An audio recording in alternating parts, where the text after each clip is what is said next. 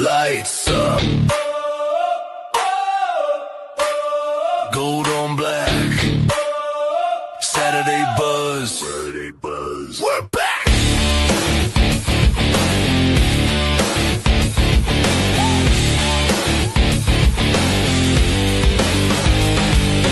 Mic on the table, logo on the wall, from the star wall gates to the end zone brawl. Chris breaking numbers, rock bringing heat, from memorial noise to that Hawking seat. Anchor down live, turn it up, ride with the Commodores. Anchor down live, anchor down live. Every score, every stat, every locker room roar. Anchor down live, from the crest to the crown of the VU town. Anchor down live, hit play, lean in, we anchor down. Anchor down live. Anchor down live.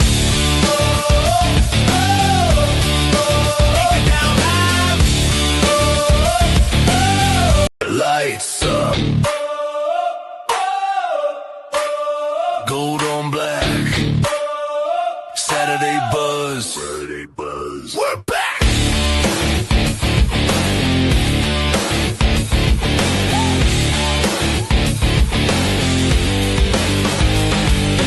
Mic on the table, logo on the wall, from the star wall gates to the end zone brawl. Chris breaking numbers, rock bringing heat, from memorial noise to that Hawking seat. Anchor down live, turn it up, ride with the Commodores. Anchor down live, anchor down live. Every score, every stat, every locker room roar.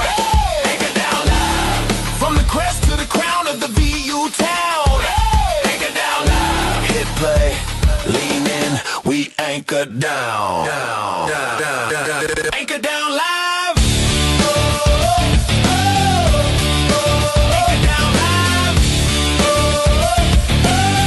Lights up,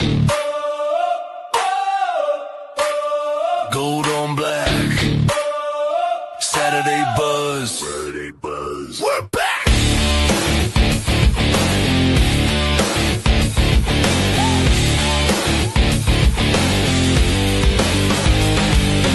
Mic on the table, logo on the wall, from the star wall gates to the end zone brawl. Chris breaking numbers, rock bringing heat, from memorial noise to that Hawking seat. Anchor down live, turn it up, ride with the Commodores. Anchor down live, anchor down live. Every score, every stat, every locker room roar. Anchor down live, from the crest to the crown of the VU town. Anchor down live, hit play, lean in, we anchor down. Anchor down live. Anchor down live.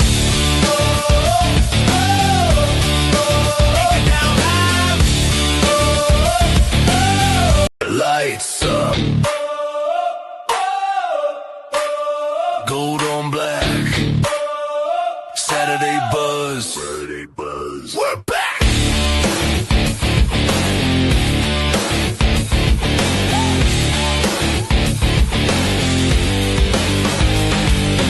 Mic on the table, logo on the wall, from the star wall gates to the end zone brawl. Chris breaking numbers, rock bringing heat, from memorial noise to that Hawking seat. Anchor down live, turn it up, ride with the Commodores. Anchor down live, anchor down live. Every score, every stat, every locker room roar. Anchor down live, from the crest to the crown of the VU town. Anchor down live, hit play, lean in, we anchor down. Anchor down live. Anchor down live.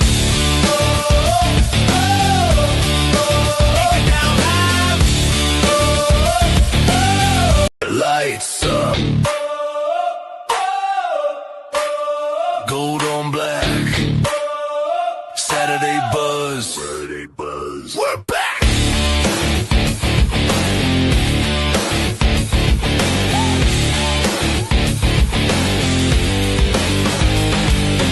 Mic on the table, logo on the wall, from the star wall gates to the end zone brawl. Chris breaking numbers, rock bringing heat, from memorial noise to that Hawking seat. Anchor down live, turn it up, ride with the Commodores. Anchor down live, anchor down live. Every score, every stat, every locker room roar. Anchor down live, from the crest to the crown of the VU town. Anchor down live, hit play, lean in, we anchor down. Anchor down live. Anchor down live.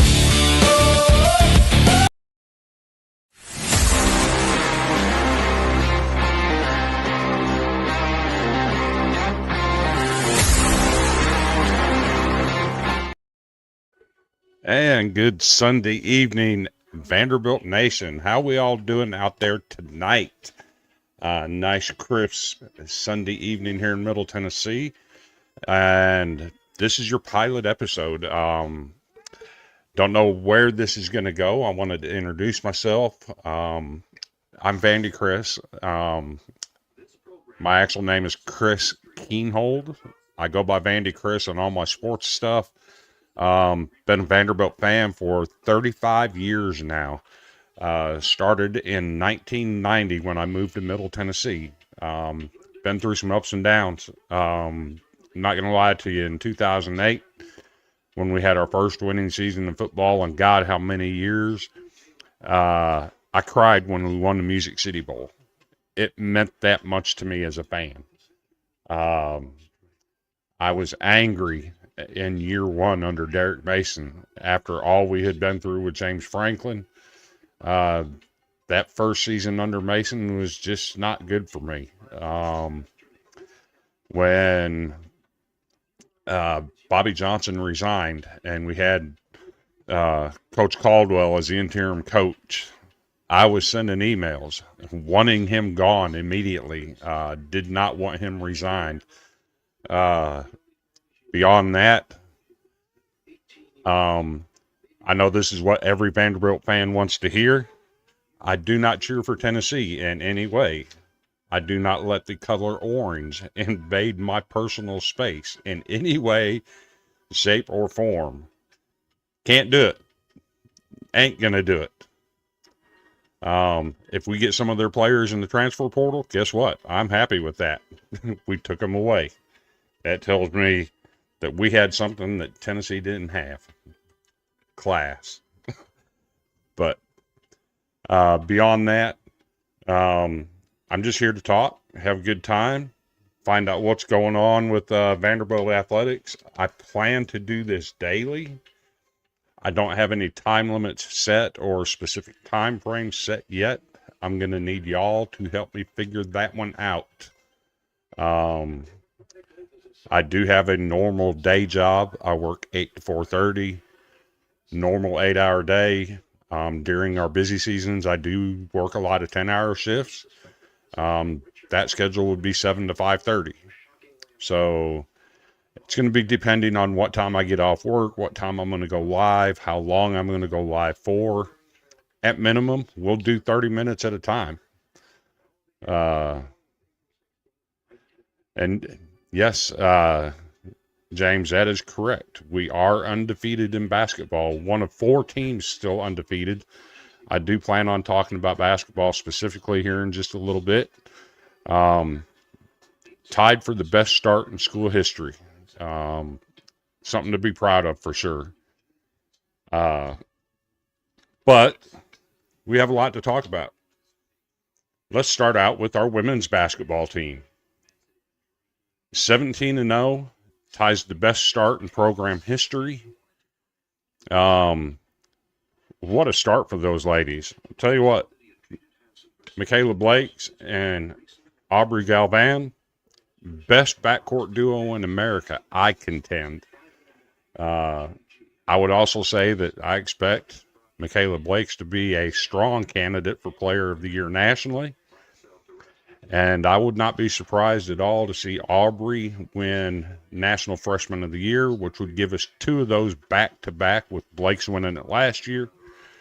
Galvan winning it again this year would be that would be something historic in my opinion. Not very often you get back-to-back National Freshman of the Year, but I'm sure Shay Ralph has got some experience in doing that, as I would expect that UConn has done that a time or two in their past.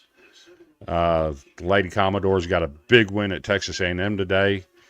Game wasn't close at all. I believe the score was 91-61. I'd have to double check that.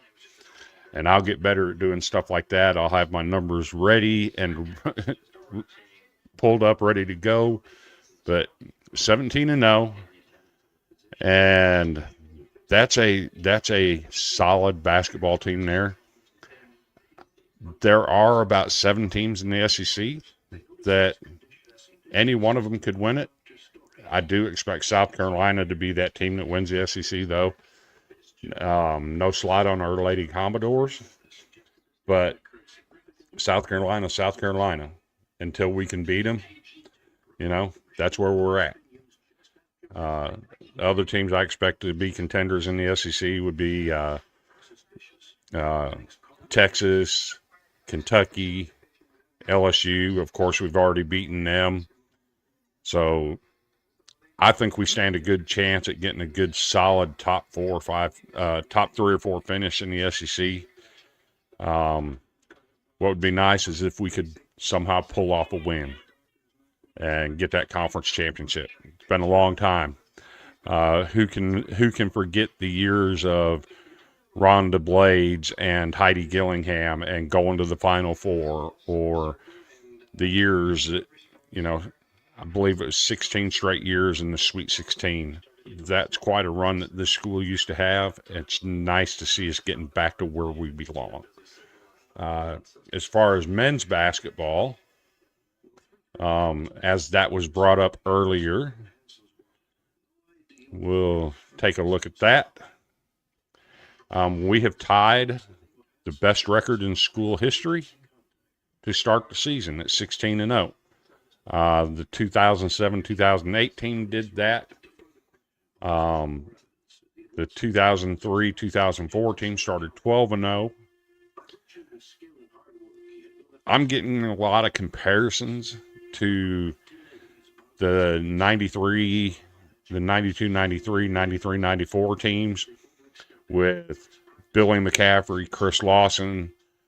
Those teams were really, really good. I'm not sure if it equals the Elite 8 team or the Sweet 16 team of 07-08, but we'll see. I think this team has got something special in it. Coach Mark Byington, one of the finest coaches in America, he proved that at James Madison. But, got guys like Tyler Tanner, Tyler Nickel. Those guys are ballers.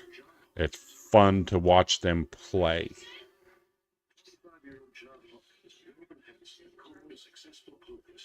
But as far as that,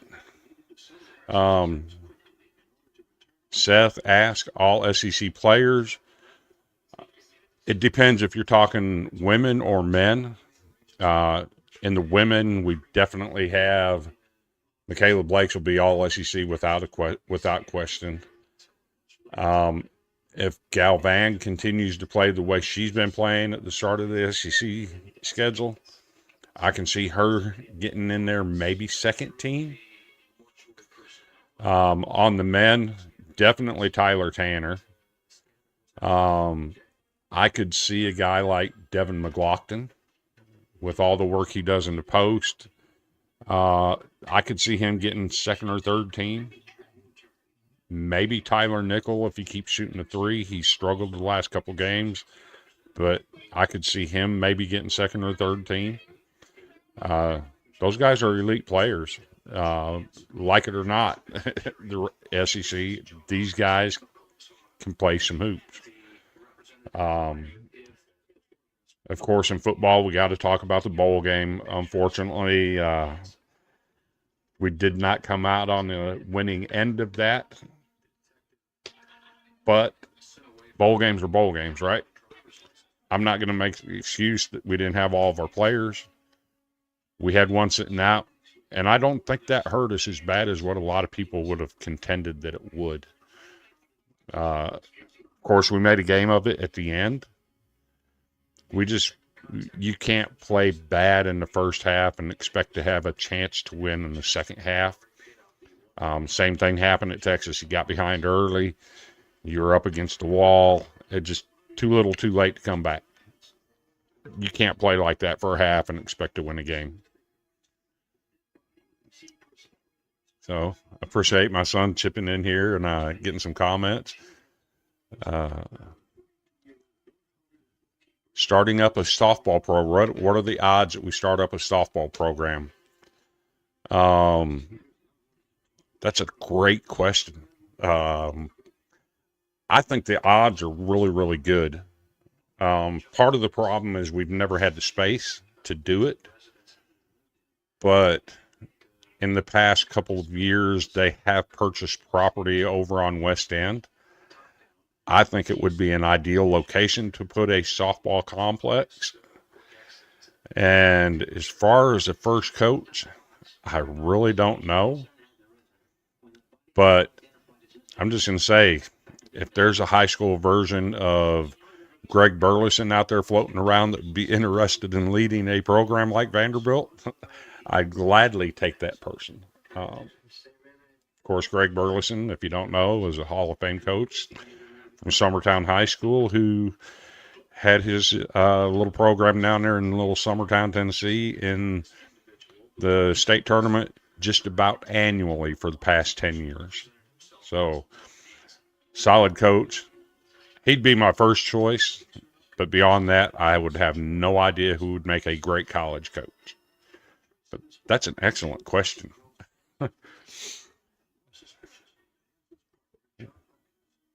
So Seth is, if we're getting into what ifs, what are the odds they add another deck to the bank or redo the current seating? I don't know that the odds are good on that, but I could see them redo the current seating. If I'm understanding the reports, they are changing the seating from bleacher seating to chairback seating. Could be wrong on that, but I think I've read some reports that is happening. If they go to chairbacks in that stadium, that takes it to the next level. As far as adding another deck, I'm happy with the way it's at, with the amount of fans we can get in there. We don't need 100,000. We don't need 80,000 because we're never going to fill it up. That's just the reality of that. But if they do the chairbacks, that upgrades that stadium immensely. So, and if you're wondering, this is a little bit challenging. I typically have a co-host. That's one of the things about the show. If somebody wants to jump in and help me do this, offer to be a co-host. I've had a couple people offer. I have not been able to reach out to those individuals yet. That is something of interest to me because I'm not a good traffic cop, so to speak. I sometimes get lost in my own thoughts. I say, a lot, and I'm just not good like that. There I go again. But I know a lot of people have been waiting for this. It's time. One thing about this show is I'm never going to claim to be an insider. We do have some podcasts out there that cover Vanderbilt that do have insider stuff. The TDR report, the Door report, TDR, Will and those guys do an excellent job on that. Of course, you always have Chris Lee and the Vanderbilt show that Vanderbilt 247 show that they do on YouTube. But we don't have any presence on Facebook other than TDR. I don't think we have any presence on Twitter, but this will be on Twitter. It'll be airing on my Twitter account, which is Vandy Backers, at Vandy Backers. Thanks to College Football Backers for allowing me to be part of them. And, of course, the Golden Broom Podcast, that was my original baby. I have a LSU guy that co-hosts that with me, and we air weekly on Tuesday night which also has a YouTube page and a Twitter page. I will be on there weekly. I'm also airing this podcast on those channels as well. So I'm trying to get it out there, trying to get as many people involved as I can. If you're interested, definitely reach out. Seth says I have to make sure I put my diploma up. Well, let me work on that. That sounds like a good idea, because I will definitely do that. I think Seth Stanley would actually make a good co-host. Never met him. He's always supported me in what I do on my podcasting, be it the Golden Broom, this. He's even chimed in on College Sports, College Sports Villains, the podcast. I am part of the Villains Media Network, which has a host of different shows. I'll be running a commercial for them in just a few minutes. But this is going to be based on what you as the fan want to see. I'm excited to make it that way. You will never have to pay for this content. However, donations would be greatly appreciated. I'm not going to lie about that. But it is what it is. Seth says time was the reasoning behind that. We didn't mess when we talked. We'll mess. I promise you. I do have another project that I work on. I do the Spot the Ball podcast, which covers high school football in the state of Tennessee. I have two co-hosts with me on there. Braden Ivy from Upper East Tennessee. He's a Greenville fan. His son played at Greenville High School. And Mr. Jay Henson. He is a Vanderbilt fan, was at the game yesterday. He does the play-by-play announcements on radio for the Perry County Vikings. And of course, Perry County has a strong connection to Vanderbilt with the Rhodes brothers, Mike Rhodes specifically. And I think it's going to be fun to get this going. Andrew chirping in here. Appreciate you, Andrew. You'll see him in the comments from time to time. Andrew is the founder of Villains Media. He gives me this platform, the ability to do these things. Greatly appreciate his involvement. Not only is he great in leadership role in that department, but he's also become a very good friend of mine. Appreciate all he does for me. Beyond that, I don't know what else to say. I do know I want to talk about the transfer portal. But I'm not going to do that until after I get a commercial in there. If you're interested in joining up on the show, shoot me a message real quick and I can send you a link and you can jump in here and we'll see how that goes. But real quick, I'm going to go ahead and play an advertisement, just to give myself a little break, get a little drink, that kind of thing. I will be right back in approximately 2 minutes.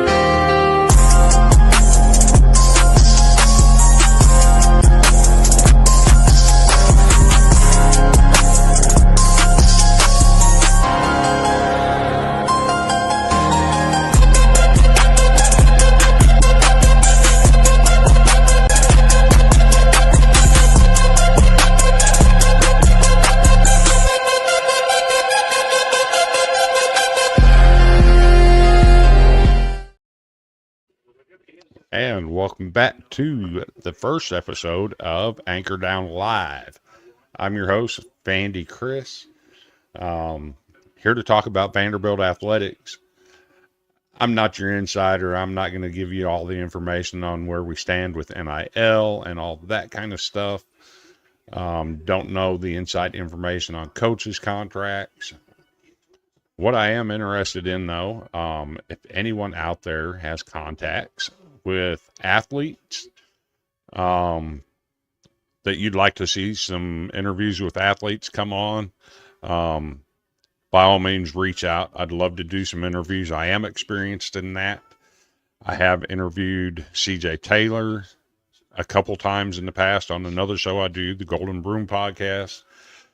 I've interviewed baseball players. I've interviewed coaches, the works. So I'd be grateful to you if you have contacts with players that you'd like to see come on.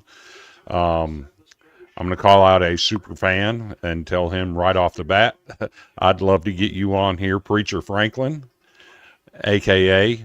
the Whistler. I'd love to get you on here.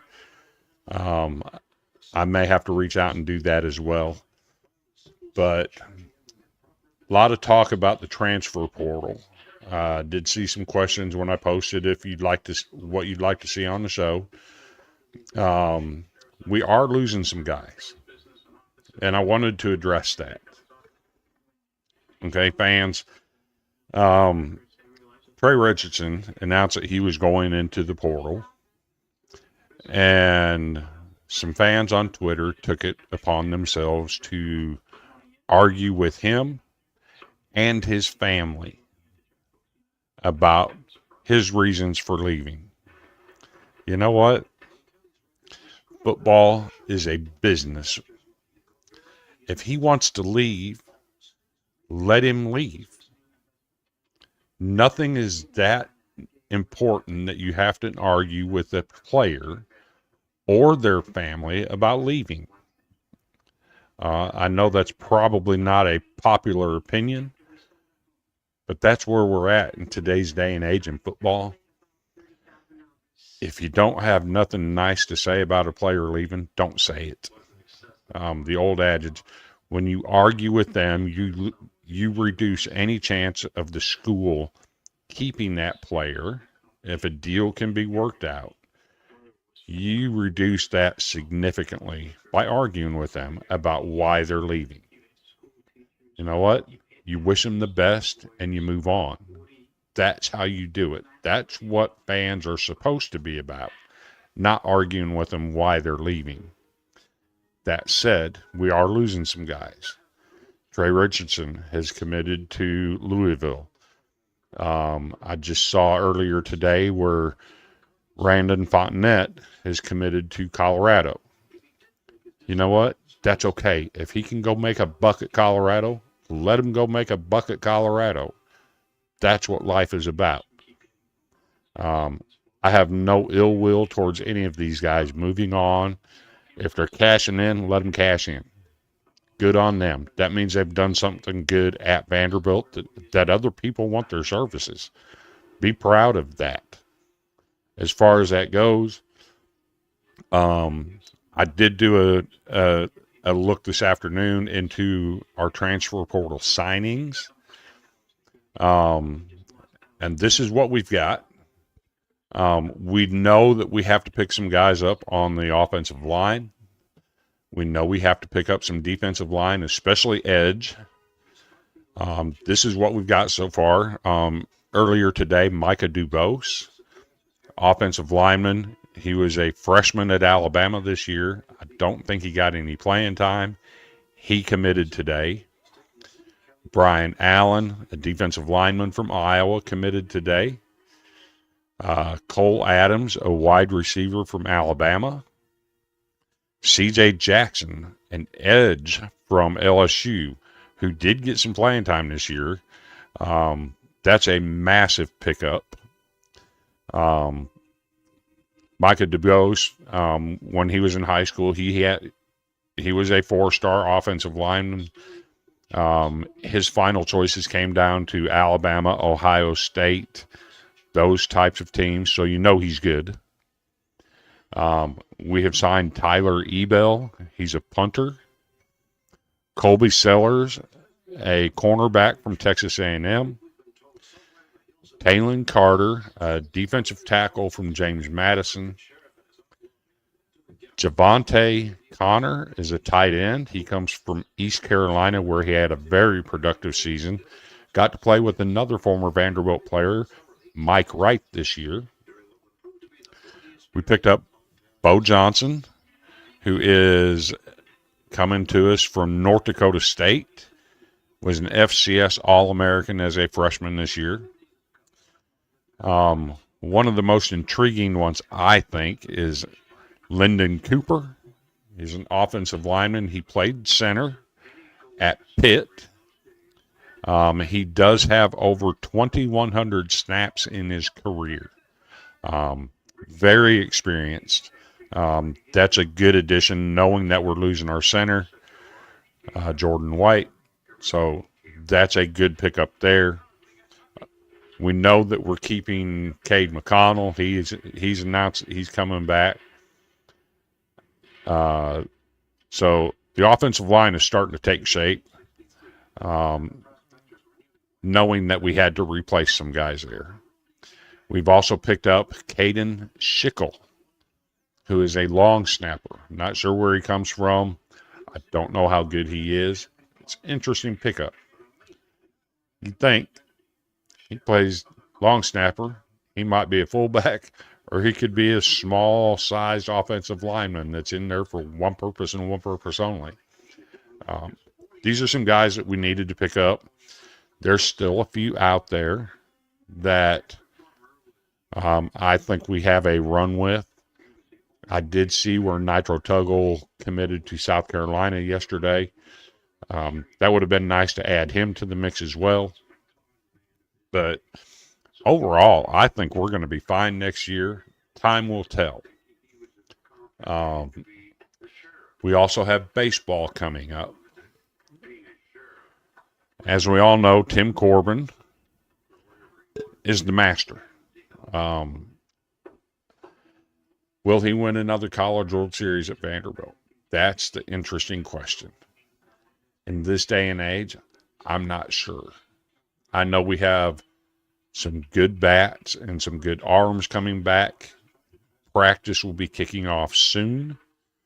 Our first game is the week of Valentine's Day, which is February 14th. It's somewhere in that neighborhood for first pitch. So baseball is going to be kicking off. I will have a lot of baseball content soon. Speaking of baseball, I do have an interview coming up. Unfortunately, I had to schedule it on the Golden Broom platform, but former Vanderbilt player Xavier Turner is coming on for an interview on my other channel.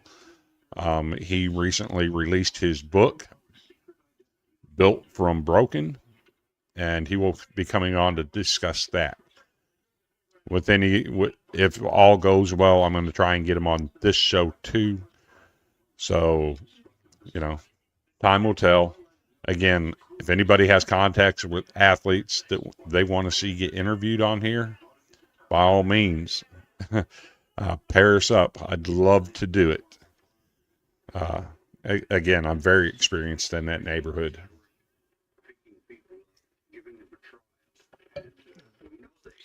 But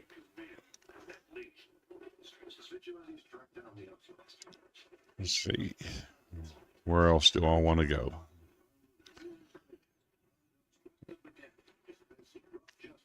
So let's take a look at our basketball game from today.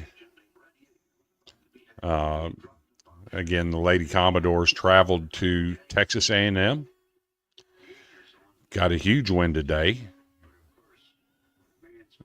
I believe they are one of only four undefeated teams in America. Four undefeated teams are UConn at number 1. Texas is at number 2 at 17-0. UConn's 15-0. Of course, we're at number 7 at 15-0. And Texas Tech. That's an interesting story. They just signed a 7-footer who's eligible immediately. They're 16-0 as well. That's in the coaches poll, or in the AP poll. In the coaches poll, we are number 6. And UConn and Texas are 1 and 2 as well. Looking at the score today, the final score in that one was 91-51. Michaela Blake's. She led us in scoring with 25. Justine Pizza had 22. And Aubrey Galvan had 12, along with 7 assists and 4 rebounds. Aubrey Galvan, fantastic athlete that is making waves in the SEC. For the game, we shot 56% from the field. We shot 50% from the three-point line. When you're shooting like that, it's going to be hard for anyone to beat you, especially with the talent we have on this team. Excited to see where this team goes.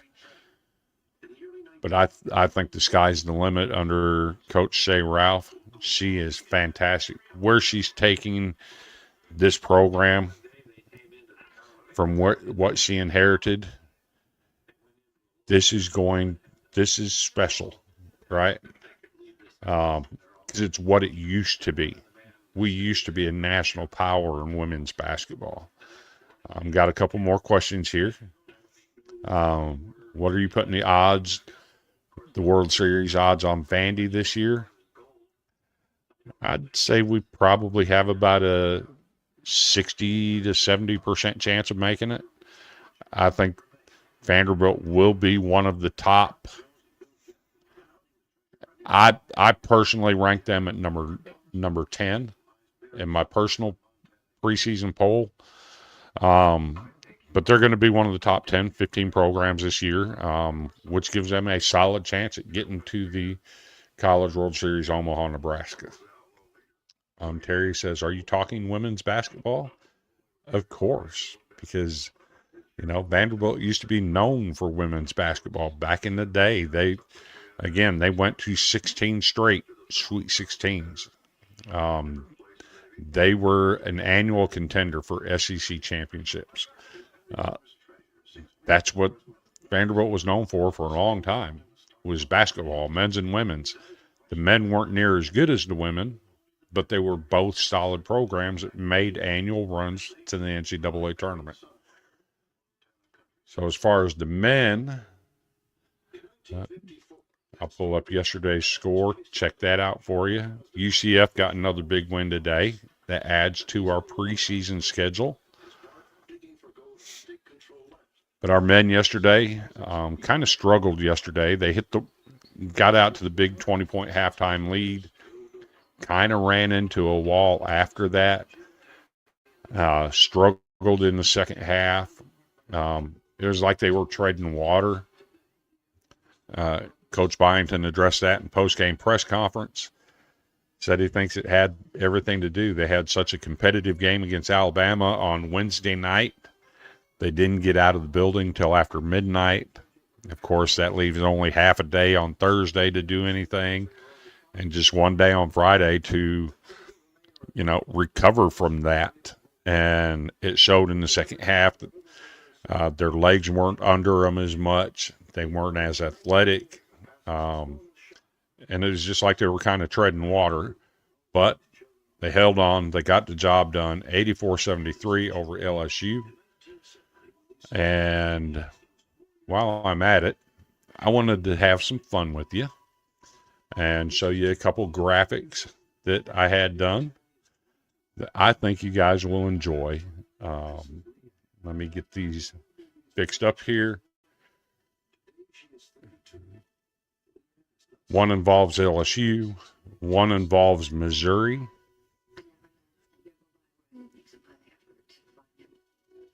And it'll take me just a second to do this,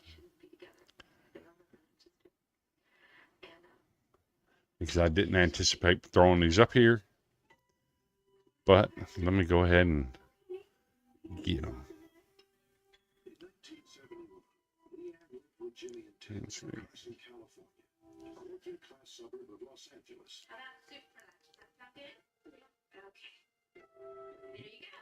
So the first one is Missouri.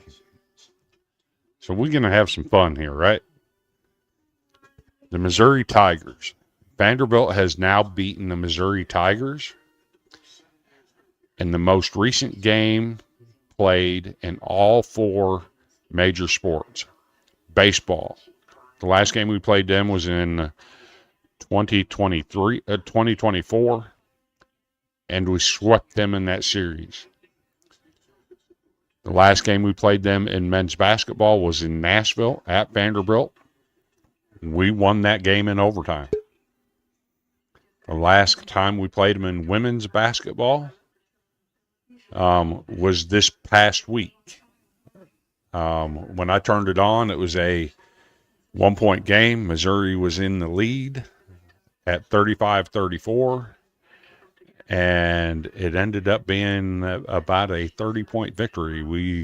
We turned it up a notch from that point and just ran off and left them behind. And then, of course, the last game we played them in football was this fall at First Bank Stadium. Of course, we won that. We've beaten them in all four major sports the last game that we played them. So that's one of them. The next one, let me have fun with this as well. The LSU Tigers. This one is interesting. During the collective school year 2025-26, we have not lost at all to LSU. In soccer, we played them in Nashville. That was a 0-0 tie. Then we played them in the SEC tournament. We won that in overtime on penalty kicks. And then again in the NCAA tournament, in the Sweet 16, we beat them again. We're 2-0-1 in soccer. We beat them in football. We've beaten them in women's basketball. And yesterday we beat them in men's basketball. We are undefeated against the LSU Tigers so far in this school year. Something to have fun with. I posted those on Twitter yesterday. Posted in a couple Facebook groups. You don't get to chirp often when you're a Vanderbilt fan, and when we get the opportunity, we need to do it.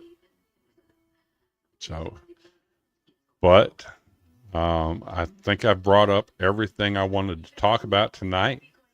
Again, I've been a Vanderbilt fan for 35 years. Started doing some podcasting about 4 years ago with the Golden Broom podcast. Something I enjoy doing podcasts. I've always wanted to be a sports writer, involved in sports somehow, and this is my avenue. If you guys have any ideas, and let me shout out, I got 51 people watching this. Make sure you like, follow, subscribe, share it with your other Vanderbilt friends. I appreciate you giving me a chance and watching this. It really does mean a lot to me. Hopefully we get some people in here and start, we're going to grow this thing. That's my idea, is to grow it. We have a great fan base that deserves to be heard. They deserve to have stuff like this. So it's an honor to do it. I will be back here tomorrow night. Not sure what time, probably around 6:30, 7 o'clock. We do have another show on this network that I'm going to try not to compete against. But, if I have to schedule at the same time, I have to schedule at the same time. My worry is about the Anchor Down Live podcast. And yes, I do dare to grow. And that's good that you put that on there, because I may use that. I may use some of Vanderbilt's own language to promote this thing. I have reached out to some people that are involved as insiders. They've been more than gracious and offering to help. So we'll see where it goes. But y'all have the great rest of your Sunday evening. Enjoy some of these playoff games. I think there's one left to be played. And until tomorrow, y'all anchor down and have a great Sunday night.